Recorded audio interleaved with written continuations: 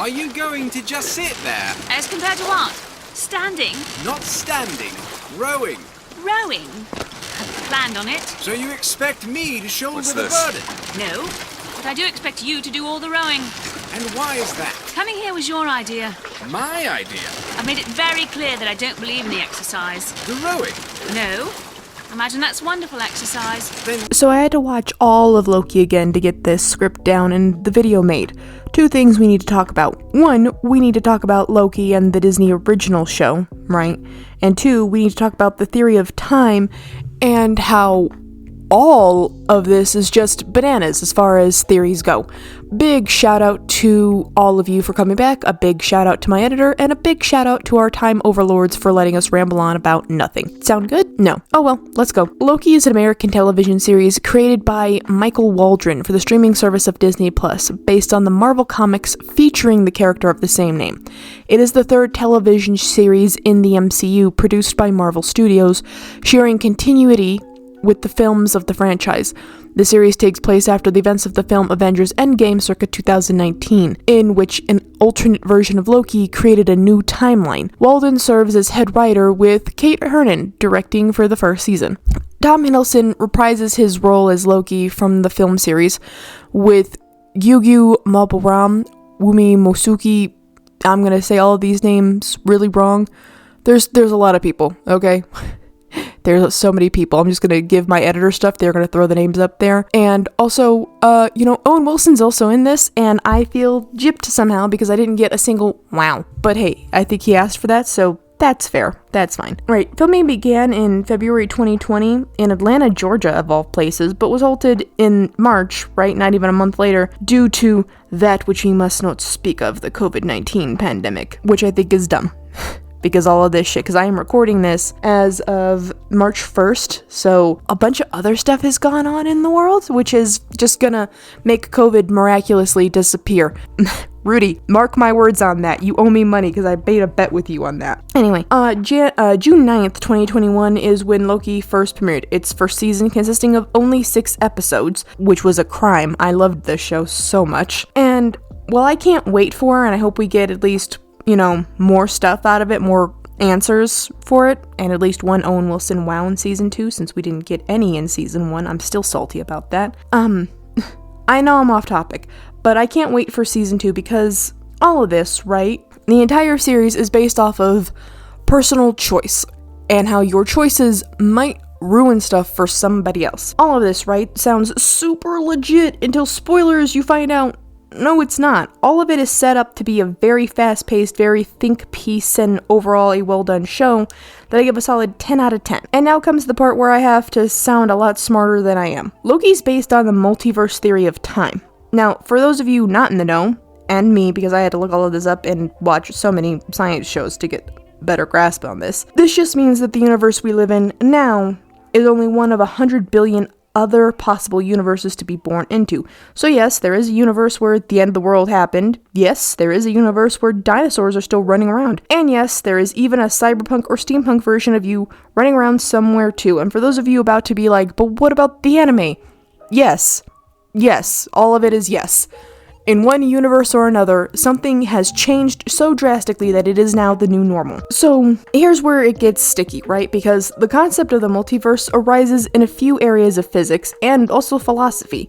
But the most prominent example comes from something called, inflation theory, like it's a balloon. Inflation theory describes a hypothetical event that occurred when our universe was very young, less than a second old, supposedly, in an incredibly brief amount of time. The universe underwent a period of rapid expansion, inflating, to become many orders of magnitude larger than its previous size, according to NASA. So because of that, the inflation of our universe is thought to have ended about 14 billion years ago, said by Helen Ding, a cosmetologist at Arizona State University, and an expert in multiverse theory. However, Ding says, inflation does not end everywhere at the same time. It is possible that an inflation ends in some regions, but it continues in others, end quote. Thus, while inflation ended in our universe, there are others who have much more distant regions where inflation continued and continues even today. Individual universes can pinch off of larger inflations, expanding universes, creating an infinite sea of eternal blah blah blah blah blah blah blah. I can talk, I promise. An eternal sea of inflation filled with numerous individual universes. The long and short of this basically is just, while our universe as we know it is done growing, there might be other universes that are still growing, and they might have branched off from each other because that version of whatever was expanding wasn't going to fit into whatever it branched off of.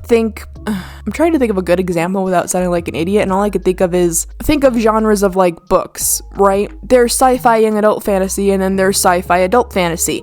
Both of them are still sci-fi, right? But they differ wildly because one has to be for teenagers growing into adulthood, and one has to be for adults who basically know what this is going to be like. So I guess that example would be what? The Alien franchise versus the the Transformers franchise versus the Alien franchise. One is bright colors and stuff before Michael Bay got a hold of it, and the other was very much, I'm sorry, I got turned into a human incubator for an alien parasite? That sounds way, way not good. That's literally my best example. I'm sorry if that sounds gross. But in this eternal inflation scenario, each universe would emerge with its own laws of physics, its own collection of particles, its own arrangement of forces, and its own values of fundamental constants. This might explain why our universe has the properties it does, particularly the properties that are hard to explain with fundamental physics such as dark matter or the cosmological constant. Deng later said, if there is a multiverse, then we would have random cosmological constants in different universes, and it is simply a coincidence that the one we have in our universe takes the value that we observe, he said, end quote. The only thing I could think of is actually the BioShock Infinite Lutece twins, because they are an example of the multiverse theory. I know, totally wild. I was talking about Loki, now we're talking about BioShock. I have a point, I promise. The reason why I bring this up is because the Lutece twins are an example of the multiverse theory, wherein female Lutece, right, figured out that she had a universal constant where she was also constantly going through everything. It's why Elizabeth in the games can hop through different universes and different timelines. She somehow finds the male version of herself, which is a possibility according to the multiverse theory, that you can in fact have a male and female version of yourself, or an entirely different race version of yourself. And she pulled him through into her universe, and that actually upset the timeline a lot because, as they say in the BioShock series, that Lutece even specifically says, "What makes the girl different? I suspect it has less to do with what she is, and rather more with what she is not. A small part of her remains from where she came. It would seem the universe does not like its peas mixed with its porridge." Now, this is a good example, right, of this theory, because it explains to us that, yes, there are multiple universes, there are multiple yous, and for whatever reason, in the Loki TV series specifically, it says that the one guy, he who remains, right, has decided that the universe has to be a very specific way without branching off into a million different versions of itself, because it's easier to keep track of, which, you know what, I understand why he would want to keep everything the same. If I had to keep track of a million different little kids and a million different universes, I think I'd want it all to be streamlined too, because I'd get aggravated having to remember every plotline that somehow came into my existence. I'd be aggravated. But the reason why I'm bringing this back to Loki is that the multiverse offers one explanation for why all these features are favorable in our universe and why in other universes probably isn't favorable, which is what makes it different. In other words, so many things had to line up just right in our universe that the existence of life seems probable, right?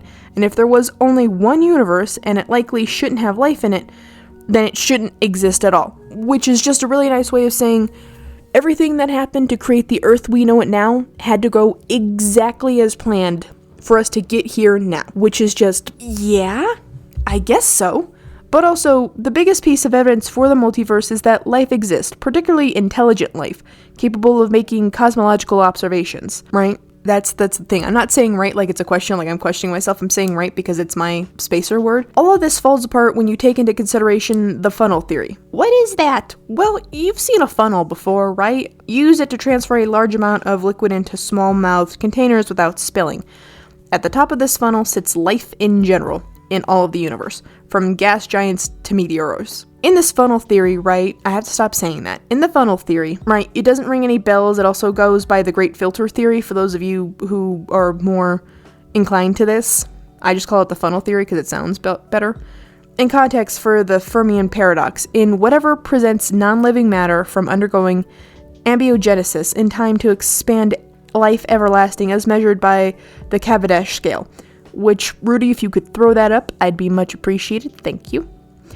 In concepts originated in Robin Hansen's argument that the failure to find any extraterrestrial civilizations in the observable universe implies that something is wrong with one or more of the arguments from various scientific disciplines, that the appearance of advanced intelligence life is probable. This observation is conceptualized in terms of the great filter, or the funnel theory, which acts to reduce the great number of sites where intelligent life might arise, or the tiny number of intelligent species with advanced civilizations accurately observed. Now that sounds a lot like, this is not a theory channel, and you are correct, it's not. I'm just trying to make my thesis sound as smart as possible for my defense. So, the idea, right, of the great funnel theory is that at the top of this funnel sits just life in general. Any type of life. At the very bottom of the funnel sits intelligent life that can expand outside of its own universe and go on cosmological exploration, i.e. aliens. Now, human beings as we sit now, we can't even get out of our own backyard. We can barely get to the next planet over and agree on what to do with it. So we are 2 steps above the bottom of the funnel. Because that's where we are, which implies, right, that we're not quite smart enough to join the Intergalactic Council and everything, which is why if aliens exist, put a pin in that because we're not coming back to it, then it's the reason why they do not want to play games with us, is because if the funnel goes, the right star system has to be there, reproductive molecules, meaning we can reproduce, simple single-cell life, complex single-cell life, multi-cell life, using tools, all of this, right? There's so many layers to this. We have to be able to go through all of these and then advance to the next step. Right now, we are barely out of the tutorial phase of this. Now, you're probably wondering, Glass, weren't you supposed to be explaining why Loki is a good show? I'm getting there, I promise. The reason why I bring up the multiverse theory and the funnel theory is because if you put them both together, this all suddenly makes an extraordinary amount of sense. It's the reason why in one universe, maybe dinosaurs are a thing, and in another universe, why there's flying cars and everything, and Mass Effect is actually happening in one. Because if we put that into consideration, this means that the multiverse theory that Loki presents to us, right? Because in Marvel movies, we're shown plenty of worlds where life does in fact exist with its own laws, rules, and even positions of power on those worlds. So with that in mind, the idea of more than one universe does begin to hold weight because, yeah, according to the Marvel universe and how it is set up, there are plenty of worlds with plenty of aliens and plenty of asshole aliens that are just ruining everything. I'm looking at you, Craig. So with this theory in the multiverse in real life, is it so hard to at least entertain that idea? Well, this is where all of it kind of falls apart in actual real life science. Real life scientists are very dismissive of not only the funnel or filter theory, but also the multiverse theory. And for the life of me, right, because I've spent weeks thinking about why would they be so dismissive of it? Because their theory is this is the only universe and extraterrestrial life cannot possibly exist. And it finally hit me, right, because I'm recording this on March 1st, so the Ukrainian war is still very much going on. God, I really hope Ukraine wins. They deserve their freedom. Anyway, the reason why I was like, why is this, is very simple. Like, the answer literally hit me in the face while I was making cereal. Competition. With a world so much like our own being in play, it brings into question for all the world powers, what about war? Because if suddenly we find out there is another universe exactly like ours, but it might be just a little different, it brings into that question, but what about war? Because if that other world has better machines, drugs, win-to-lose ratio, weapons, right? The idea of having to fight with a world just like our own, but who might be better equipped, is a little too scary to be real. So while Loki and ideas like this are very interesting to the rest of the general public, the world power does not like this idea, because a world where they might be able to hand us our butts on a shiny silver platter is too scary to even think about, since we have enough enemies in our own world to deal with. Now, Loki the show, because this is a defense, right, is not only a show that I like, but it's a show that actually does sit there and question, if there is another me, are they not entitled to their own story, their own happy ending? And according to the show, no. You either follow the rules of the story laid out entirely before you, or you don't get a happy ending at all. Which is really just rude. Not number one, rude. But number two, it brings up the question of choice. Because if your choices are wrong, does that mean that you also get deleted? Well, no, not really. But it is that. Like, Loki, right? The villain. He's a good villain, but I can never make a defense video specifically for Loki, the villain, because he got his redemption and everything in the Marvel Cinematic Universe, and this TV show is just presenting to you that the time variance association is a thing, and yeah, it's basically it's an own entirely separate story, so we have to consider that when making this defense. The Loki TV show, defense-wise, is that this Loki is coming to terms with the fact that all of that character growth that Marvel Loki had, he doesn't get. He has a different character growth, and it's actually a better character growth because he's realizing, no, you are not the most important person in the universe, and no, your plans are not the only plans in the universe that actually have to be enacted. There is something infinitely bigger and stronger than you, like that spooky smoke lion, man. That thing, I was like, alright, somebody evidently put their fever dream onto screen and it works. It brings up the question of, if you met another version of yourself, right, and they were actively just aggravated at you because of something you didn't even realize you'd done, would you justify their anger? I'm talking about Sylvie, right, the girl version of him. Would you be okay with their anger? Me personally, we'd have words. I wouldn't want the version of me to kill me, but yes, in this defense, Loki the show is a good think piece. Like, it makes you really, really consider stuff. And I really hope in season 2 they explain a little bit more about everything I just did, but with more actual people that know what they're talking about, because I would love to see Owen Wilson sit there and explain multiverse theory, because if I don't get a wow, I would like him to be the smartest character. Please and thank you. But yeah, so the defense of this is, Loki is actually a very good TV show, and I was amazed at it.